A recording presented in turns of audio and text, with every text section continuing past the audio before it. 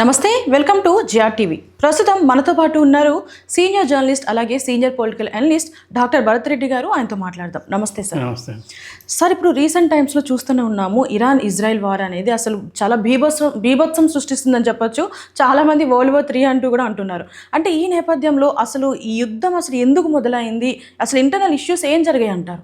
ఇటీవలి కాలంలో మనం చూసుకున్నట్టయితే రష్యా ఉక్రెయిన్ యుద్ధంతో యుద్ధ వాతావరణం నెలకొందని చెప్పొచ్చు. అది దాదాపు 3 ఏళ్ళు అవుతున్నట్టుంది. యుద్ధం కొనసాగుతూనే ఉంది. మధ్యలో ఇండియా పాకిస్తాన్ల మధ్య కూడా కొంత ఘర్షణ వాతావరణం నెలకొంది.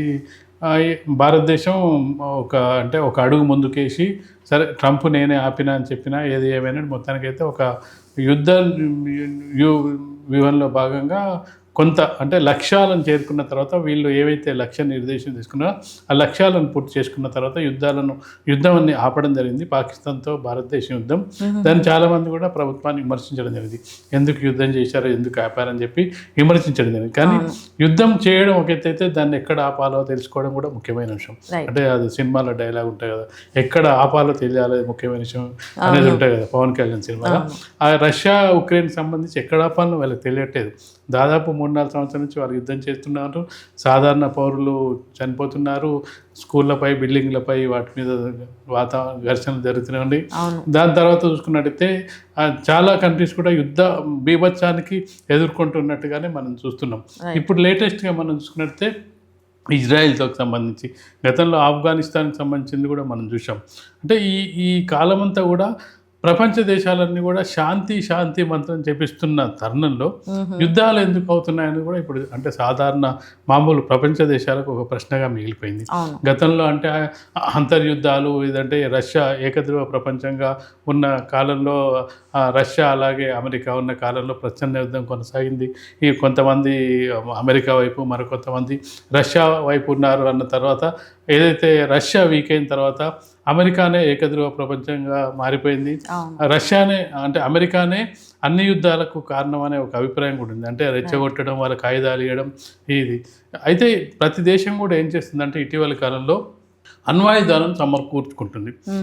అణ్వాయుధాలను ఎందుకు సమకూర్చుకుంటుంది అంటే ప్రత్యర్థి దేశాలు మా మీద దండెత్తినప్పుడు అణ్వాయుధాలు ఉన్నట్టయితే ఇతర దేశాలు భయపడతాయని చెప్పి అణ్వాయుధాలను సమకూర్చుకునే పనిలో ఉన్నది. యాక్చువల్గా ఏంటంటే అది సిటీబీటీ అని రాజీవ్ గాంధీ ఉన్న టైంలో ఒక ఒప్పందం జరిగింది. అంటే ఇప్పుడున్న అణ్వాయుధాలను తగ్గిస్తూ కొత్తగా ఎవరు అణ్వాయుధాలు తయారు చేయకూడదు అనేది ఆ ఒప్పందంలో భాగం.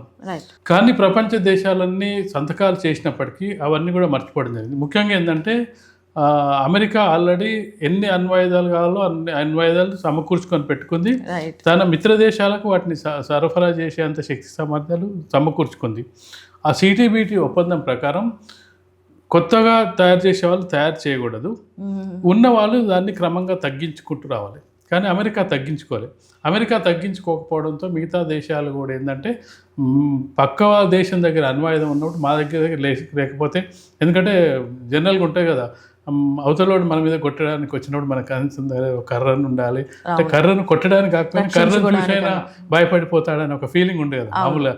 అలాంటిది ఏంటంటే మన వాజ్పేయి ప్రధానమంత్రిగా ఉన్న సమయంలో ఆ టైంలో పోఖ్రాన్ పరీక్షల నుంచి మనం కూడా దాన్ని అణ్వాయుధ దేశంగా మనం మార్చుకోవడం జరిగింది.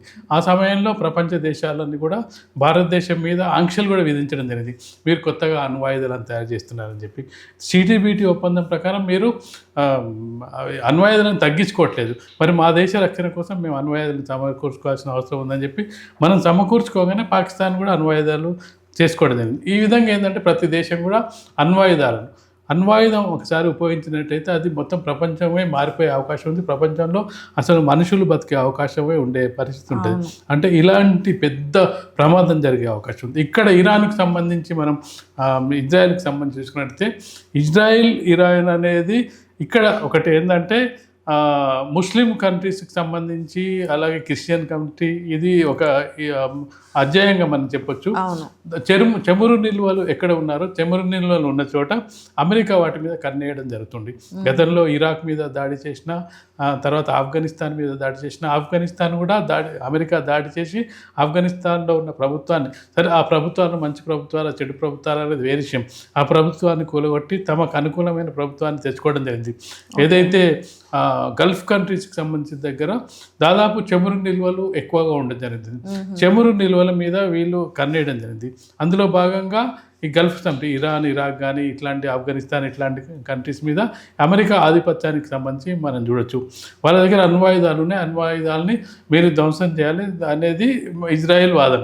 అంటే ఇజ్రాయెల్ ప్రమాదం, అంటే ఈ ఇరాన్ తోటి ఇజ్రాయెల్ ప్రమాదం అని చెప్పి ఈ ఎప్పటి నుంచో వాళ్ళు ఇజ్రాయెల్ వాళ్ళను హెచ్చరిస్తూ ఉన్నారు. ఇటీవలి కాలంలో మీరు అణ్వాయుధాలు తగ్గించుకోవడానికి ఏ విధంగా చర్యలు అంటే వాళ్ళు చర్చలు జరుపుతున్నారు. చర్చలలో కొంత జరుగుతుంది, కానీ చర్చలని ఇరాన్ సాగదీస్తుంది, కానీ దానికి కరెక్ట్గా ముగింపు దశకు తీసుకురాలేదు. ఈలోపు ఆల్రెడీ ఇజ్రాయెల్ ఏంటంటే ముందు నుంచి కూడా ఇరాను ఈ గల్ఫ్ దేశాల మీద కొంత శత్రుత్వ భావం ఉన్న నేపథ్యంలో ఇక అంటే అటాక్ చేయడమే మార్గం అనుకుంది. దానికి ఏంటంటే ఇజ్రాయెల్కు అమెరికా మిత్ర దేశము, చాలా సన్నిహిత సంబంధాలు ఉన్న దేశం. కొన్ని దేశాలకు అమెరికా అడిగినా అడగకపోయినా సహాయం చేస్తూ ఉంటుంది. ఇది ఇలాంటి సందర్భంలో ఏంటంటే ఇప్పుడు గతంలో ఉక్రెయిన్కి సాయం చేయడం జరిగింది రష్యాకు వ్యతిరేకంగా. అయినప్పటికీ రష్యా నుంచి మనం చమురుని దిగుమతి చేసుకుంటుంటే, కొనుగోలు చేస్తుంటే మన మీద కూడా అమెరికా ఆంక్షలు పెట్టడం జరిగింది. ఎందుకంటే మీరు రష్యాతో మిత్రదేశంగా ఉండకూడదు, రష్యాతోటి మీరు మంచి సంబంధాలు నెలకొనకూడదు, మీరు చమురు నిల్వ కొనాలని చెప్పి అమెరికా అసలు ఆ ట్యాక్సులను మనం చూసుకున్నట్టయితే 100%, 150% పెంచడం జరిగింది. రష్యాతోటి మీరు ఆ చమురు నిక్షేపాలు కొనొద్దని చెప్తే, అయినప్పటికీ భారతదేశం రష్యా మాకు ఎప్పటి నుంచో మిత్రదేశం అని చెప్పి అది కంటిన్యూ చేయడం జరిగింది. ఇటీవల కొంత తగ్గించడం జరిగింది, అంటే అమెరికా మరీ ఒత్తిడి తేవడంతో కొంత తగ్గించడం జరిగింది. కాబట్టి ఇలాంటి సందర్భంలో ప్రపంచ శాంతికి సంబంధించి ఎవరు చెప్పే పరిస్థితి లేదు.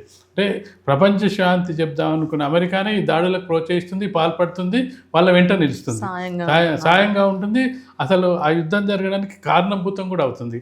ఇలాంటి సందర్భంలో ఈ ప్రపంచ దేశాలకు శాంతి మార్గాన్ని నిర్దేశించాల్సిన ఐక్యరాజ్య సమితి ఎలాంటి చర్యలు తీసుకోవట్లేదు. వాళ్ళు ప్రేక్షక పాత్ర వహిస్తున్నారు. అంటే ఇలాంటి అంటే ఏదైనా జరిగినప్పుడు ఒక పెద్ద మనిషి పాత్రలో ఉండే ఐక్యరాజ్య సమితి వాళ్ళని కూర్చోబెట్టి మాట్లాడడం, మధ్యవర్తిత్వం చేయడం, ఆ శాంతి మార్గాన్ని చేయడం, ఇవన్నీ చేయాలి.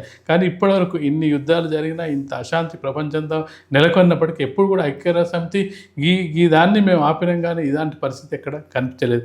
ఈవెందో కనీసం ఏంటంటే ఉక్రెయిన్ వాళ్ళన్నా అడుగుతున్నారు ఏంటంటే భారతదేశం మధ్యవర్తిత్వం చేయండి, రష్యాను మమ్మీకి యుద్ధాన్ని ఆపాలని చెప్పి ఉక్రెయిన్ వాళ్ళు భారతదేశాన్ని అడుగుతున్నారు. భారతదేశం తలుచుకుంటే రష్యాను ఆపించగలరు అని చెప్తున్నారు. కానీ అలాంటి ప్రయత్నం కనీసం ఐక్యరాజ్య సమితి కూడా చేయట్లేదు.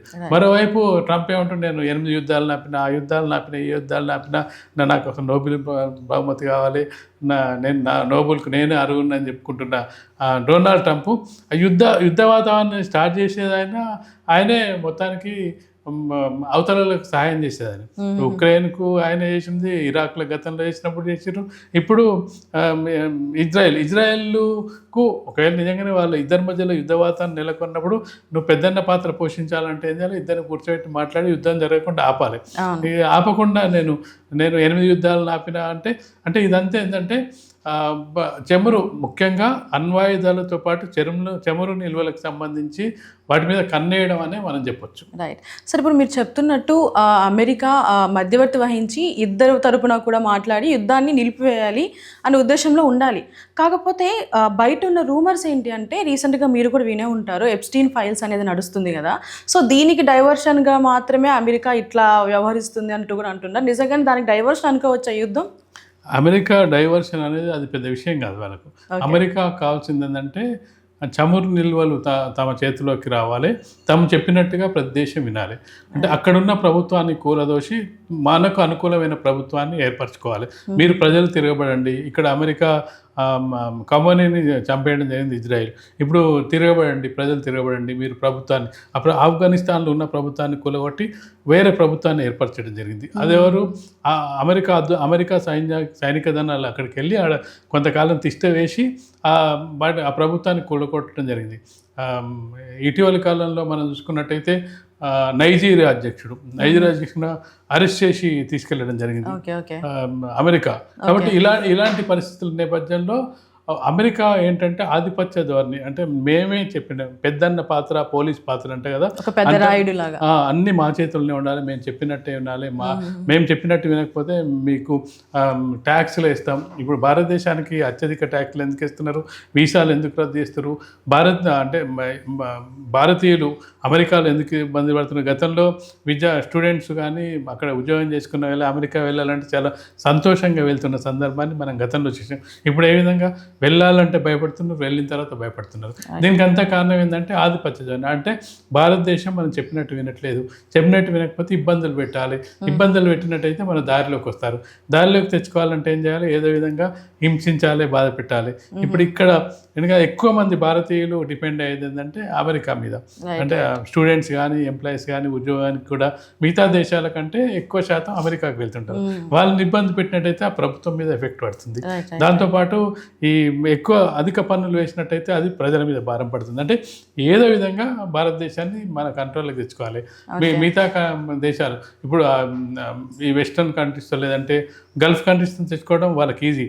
పాకిస్తాన్ లాంటి దాన్ని, ఇరాన్ లాంటి తెచ్చుకోవడం యుద్ధం చేసో లేకపోతే బెదిరించో తెచ్చుకోవచ్చు. అమెరికా లాంటి అంటే భారతదేశం లాంటి అత్యధిక జనాభా అతిపెద్ద దేశాన్ని నియంత్రించుకోవాలంటే యుద్ధం ద్వారా సాధ్యం కాదు. కాబట్టి ఖచ్చితంగా కూడా ఈ ఆంక్షల ద్వారా కానీ ఇలాంటి బెదిరింపుల ద్వారా చేసే అవకాశం ఉంటుంది. కాబట్టి మిగతా ఇప్పుడు మనకు కనిపిస్తుంది ఏంటంటే చైనా అనేది అమెరికాకు ఒక శత్రు దేశంగా కనిపిస్తుంది, అలాగే రష్యా బలమైన దేశంగా కనిపిస్తుంది. ఈ అమెరికా ఒకవేళ రష్యా, చైనా, భారతదేశం కలిసినట్టయితే వాళ్ళు ముగ్గురు కలిస్తే మాకు ఇబ్బంది అనే పరిస్థితి కూడా అమెరికాకు ఉన్న సందర్భం. ఇప్పటికే రష్యా భారతదేశం కలుస్తుంటేనే వాళ్ళకు అంటే తట్టుకోలేని స్థితిలో ఉన్నారు. కాబట్టి కేవలం ఇది ఆధిపత్యం కోసం అమెరికా చేస్తున్న ప్రయత్నంలో భాగంగా మనం చూడొచ్చు. అంటే వాళ్ళ తీరే ఇంత అని చెప్పి ఎవరు అధ్యక్షుడు ఆ విధంగానే వేస్తారు. ట్రంపే కాదు, ట్రంప్కి ముందున్న వాళ్ళైనా కొందరు బయటపడతారు, కొందరు బయటపడరు. ట్రంప్ ఏంటంటే మొత్తం ఓపెన్గా బయటపడుతుంటారు, మిగతా వాళ్ళు ఏదో చేసేది చేసుకుంటూ వెళ్ళారు. Right sir. చూడాలి మరి యుద్ధానికి ఫుల్ స్టాప్ పడుతుందా లేదా అనేది. Thank you so much sir.